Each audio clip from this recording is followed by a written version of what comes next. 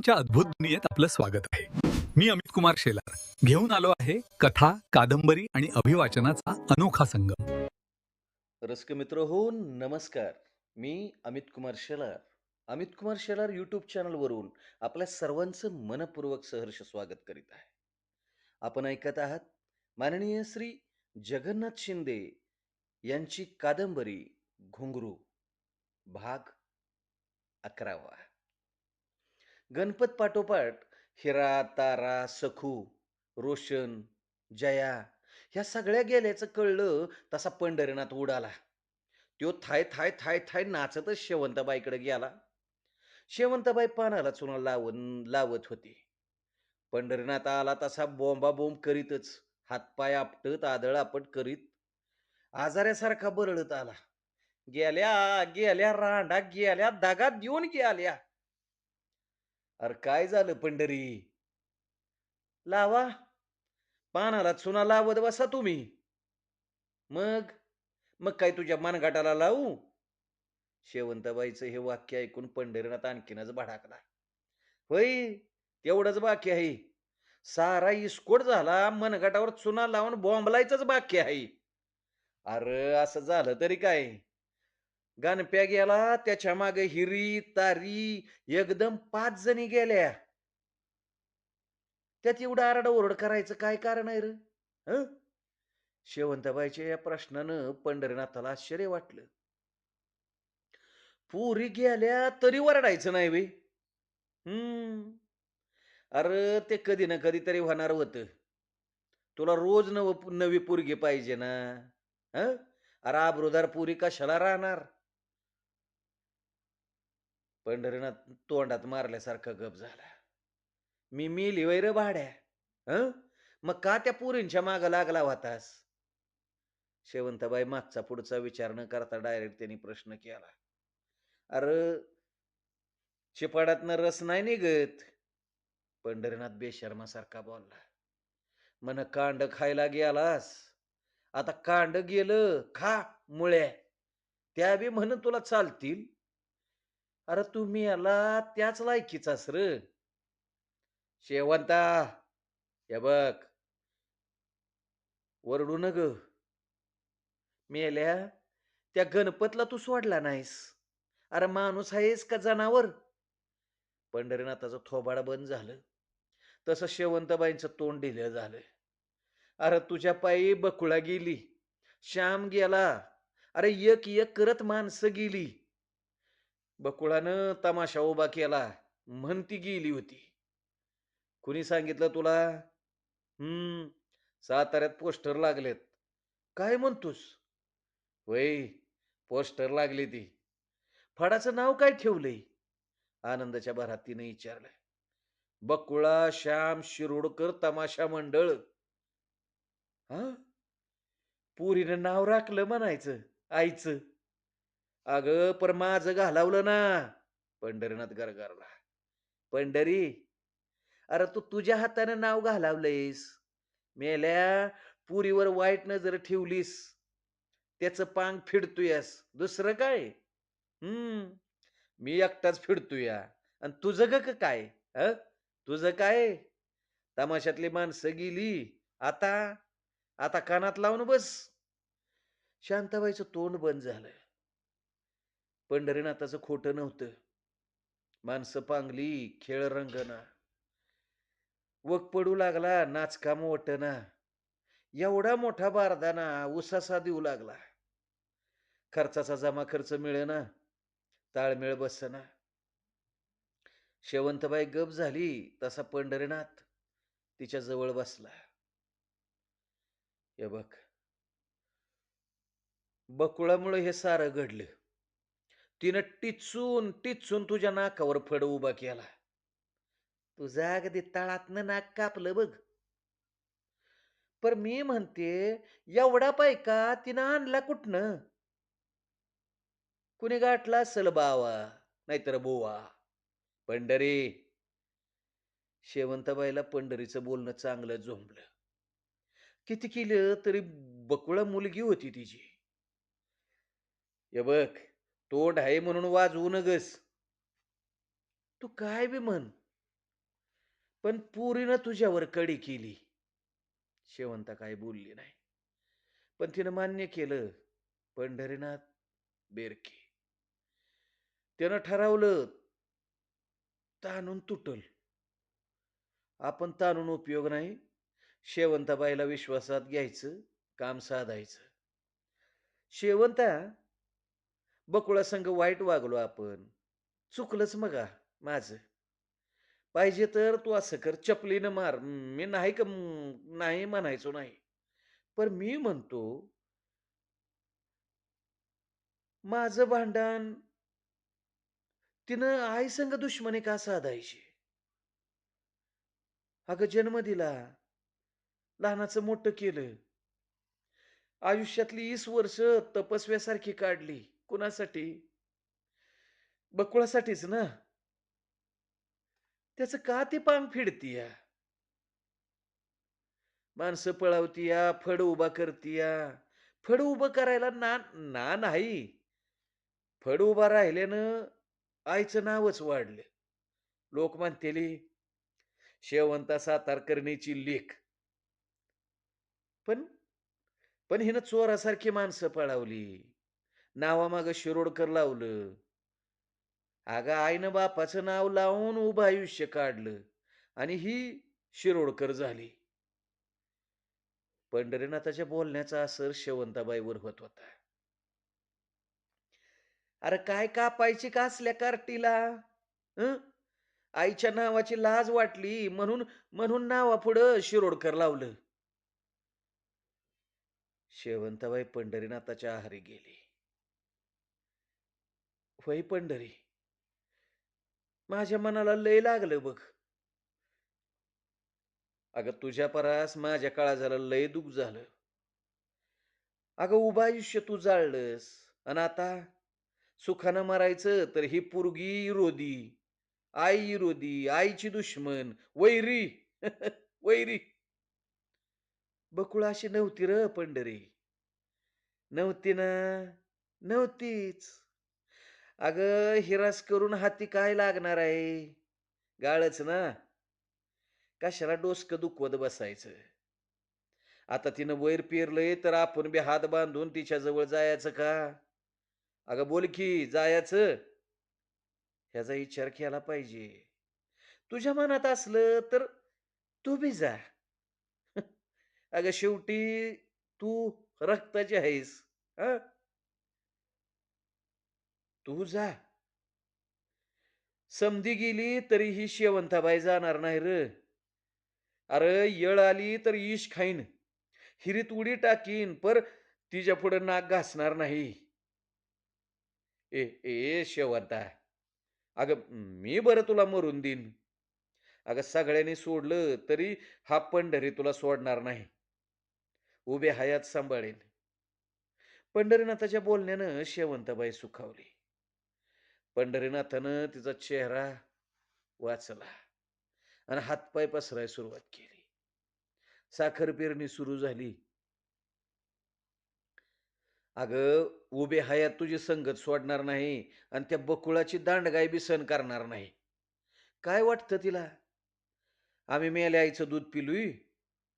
हे बघ, माझा बी इंगा दाखवल्या बिगर मी राहणार आहे व्हय. अगं तुझ्यासाठी हा पंढरी फासाव चढाय तयार आहे. पर अन्याय सहन करणार नाही. त्या बकुळापुढं गुडघं टेकणार नाही, माघार घेणार नाही.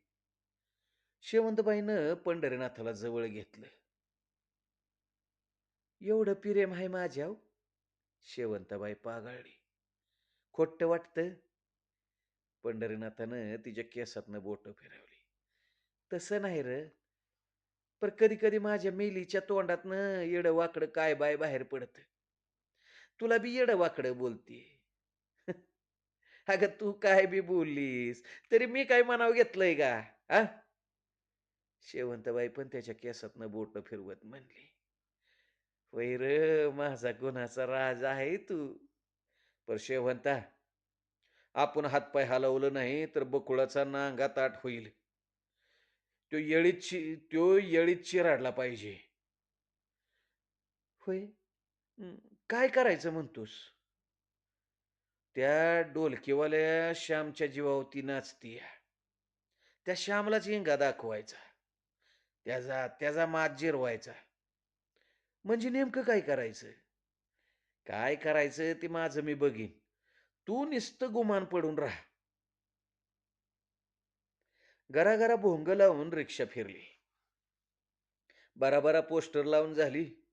लोकांच्या पापण्या बोहेला भिडल्या. तोंडाचा चंबू झाला. येणारा जाणारा पोस्टरकडं कौतुकानं बघायला लागला. रंगीबेरंगी पोस्टर डोळ्यात भरली. माणसं चकाकली. अहो तमाशाच्या दिवसाची वाट बघायला लागली. दसरा उजाडला. अख्खा गाव नटला. बाजारपेठ नटली. साऱ्या पोशाखातली तरणी पोरं चौकात चकरा मारायला लागली. देवळामोर चौघडा वाजायला लागला. गणकरी आत बाहेर करू लागले. पुजाऱ्याची दांधल उडाली. पालख्या साजल्या. भुई हजर झालं. त्यांच्या फेट्यातलं तुरं डोलायला लागलं. मंदिरातनं देवाचं मुखवटं बाहेर आणलं गेलं. चांदीच्या सजवलेल्या पालख्यात बसवलं. पवारानं आरसा दाखवला. तेल्यानं तेल्यानं दिवटी पेटवली. अब्दुल्लानं धूप अगरबत्तीला अग्नी दिला. सर्व वातावरण सुवासानं दरवळलं. तेवढ्यात जोशी काका पुढं झालं. त्याने आरसा दाखवला आणि देवाचं मानकरी उत्साहानं पुढं झालं. बोह्याने पालखी उचलली. माळ्याची झेंडूची फुलं डोलायला लागली. पालखी निघाली. यावर्षी पश्चिमेच्या दिशेनं गोपाळपंताच्या वाडीकडं पालखी निघाली. पूर्वेला चंद्र होता. पाठीवर चंद्र घेऊन सूर्यमुखी दुपारी नंतर पालखी निघाली. पिंपळेश्वराच्या नावानं चांग भलं, वाकडेश्वराच्या नावानं चांग भलं. ह्या गजरानं शिवार दुमदुमलं. ढोल, सनई, चौघडा यांच्या मागं देवाच्या काठ्या, त्यांच्या मागोमाग पिंपळेश्वर, वाकडेश्वराच्या पालख्या. त्या मागं हजारोंचा जमाव, सर्वच भारावलेले. भारल्या शिवारातून, ओल्या भाताच्या शेतातून, हळद आल्याच्या खचरातून, बांधावरून जय जयकार करत देव निघालं. जय जयकारात पालखी निघाली. गोपाळपंताच्या वाडीत पालखी आली. सुवासिनीची धांदल उडाली. काठ्यांना ववाळलं. पालखीवर गुलाल बुक्का उधळला. पालखी उजवी घालून निघाली. एका एका गावाला भेटी देत, गाव दैवतांच्या भेटी घेत, देवाच्या नावानं जय जयकार करीत काठ्या, पालखी रात्री उशिरा सर्जापुरात आल्या. आता लोकांचा फुगवटा वाढला होता. उत्साहाला उदान आलं होतं. आनंदाला भरती आली होती. जय जयकारानं आसमंत भरून गेला होता. मुलं, माणसं सर्वांच्या हृदयात प्रसन्नता होती. मनात सुगंध होता. उत्साहानं लोक जय जयकार करीत होते. पिंपळेश्वराच्या नावानं चांग भलं, वाकडेश्वराच्या नावानं चांग भलं. आल्या आल्या आल्या आल्या म्हणत पूर्वेकडून पालख्या गावात शिरल्या. घरोघरच्या सुवासिनींनी नव्या वस्त्रांच्या सुगंधानं अगोदरच धुंद झाल्या होत्या. त्यात त्यात गुलाल, धूप, अगरबत्तीच्या सुगंधानं त्या भारावल्या. अहो हात जोडलं, आरतीची ताटं आली. पालखी ओवाळण्यासाठी रीग रीग लागली. पै पावनं पुढे झालं. पालखी ओवाळण्यातनं रीग लागली होती आणि देवाच्या गजरानं आसमंत दुमदुमत होता. पालखी गावातनं फिरायला लागली. कुंभारवाडा, परीट गल्ली, ब्राह्मणवाडा, पाटीलवाडा, देशमुखवाडा. पालखी मुंगीच्या गतीनं पुढे सरकत होती. उत्साहाला आळस नव्हता. जय जयकार चालू होता. रात्र उलटून गेली होती. डोहल्या थकला नव्हता. त्याचं टिपर तालात डोलावर पडत होते.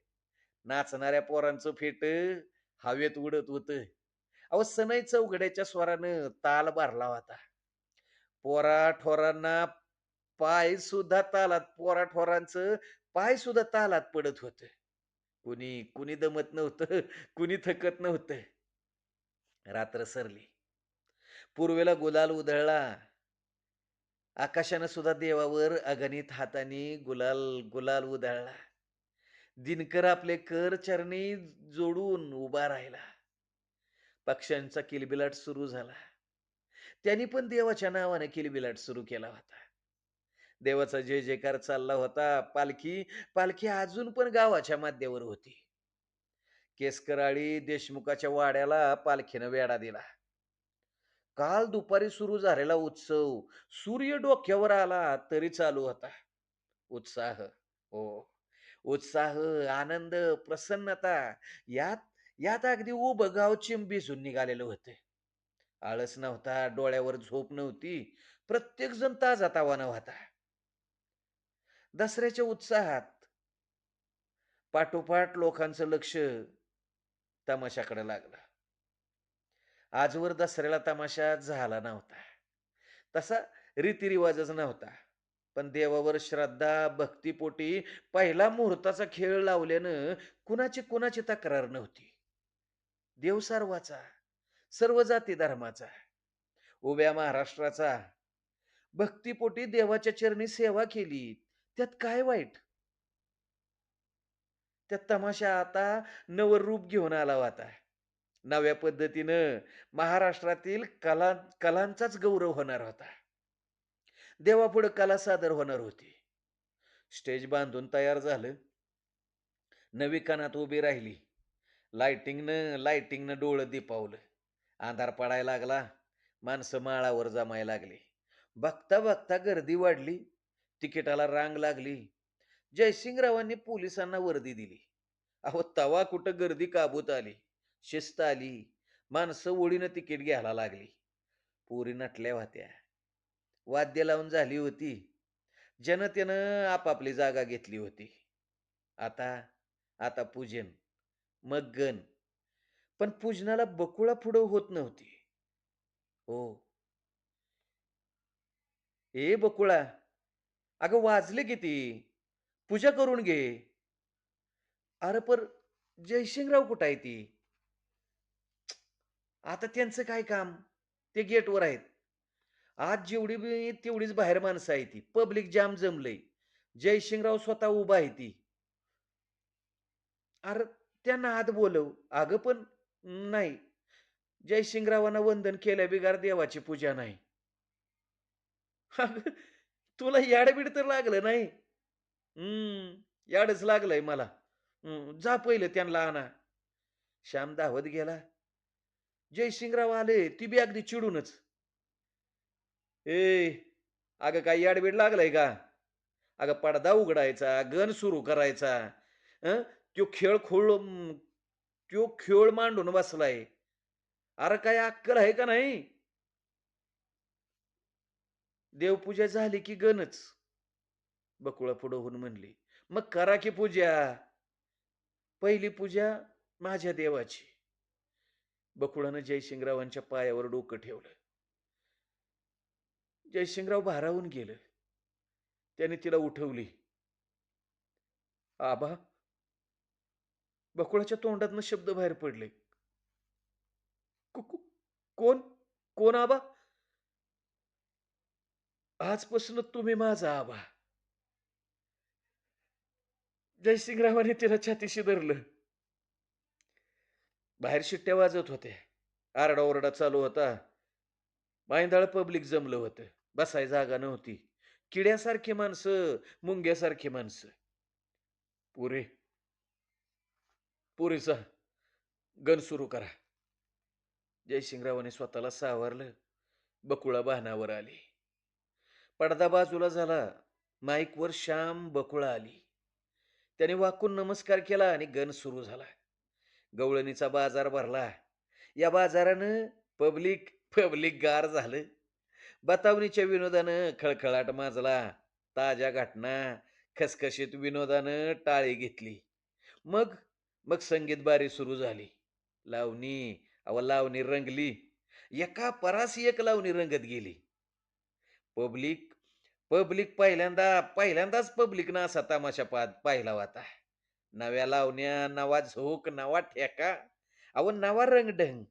सारं काही नवं, नवं कानाला कानाला गोड. आणि काळजाला पण गोड लावणार. मन बावरून गेली होती. वाघानं तर कहरच केला. पब्लिकला जाग्यावरच खिळवून ठेवलं. संवाद, संवाद खटकेबाज, पल्लेदार वाक्य, घटनेतील गती आणि प्रसंगानुसार रंगमंच, पडदे, वेशभूषा, रंगभूषा. लई दिवसांनी तमाशाच्या बोर्डावर जिवंत जिवंत शिवसृष्टी अवतरली होती. ऐतिहासिक वग रंगला होता.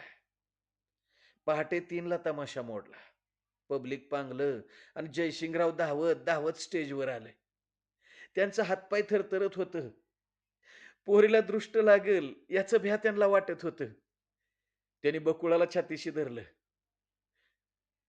पहिल्या खेळात पहिल्या खेळात 35,000चा गल्ला गोळा झाला. श्याम बकुळानं तो गल्ला पायावर ठेवला जयसिंगरावांच्या. अरे ही काय? देवाचा निवद. बकुळा, अगं तुम्हाला लाजवणार का? नाही आबा.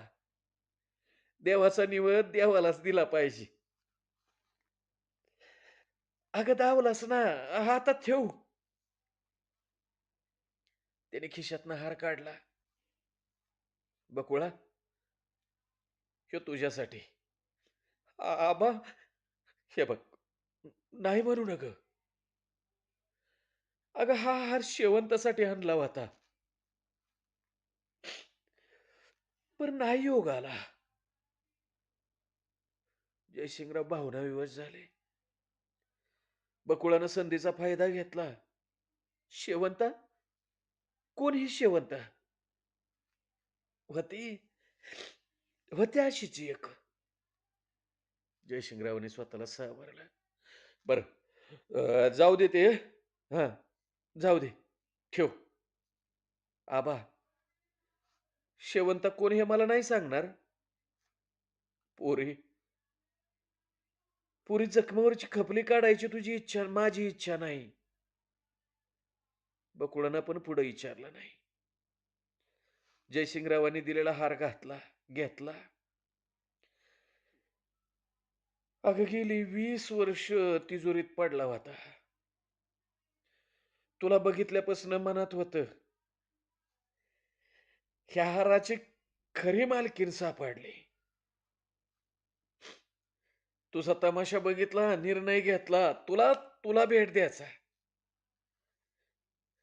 तुला भेट द्यायचा. ह्या वाक्यावर बकुळा आणि श्याम भारावून गेले.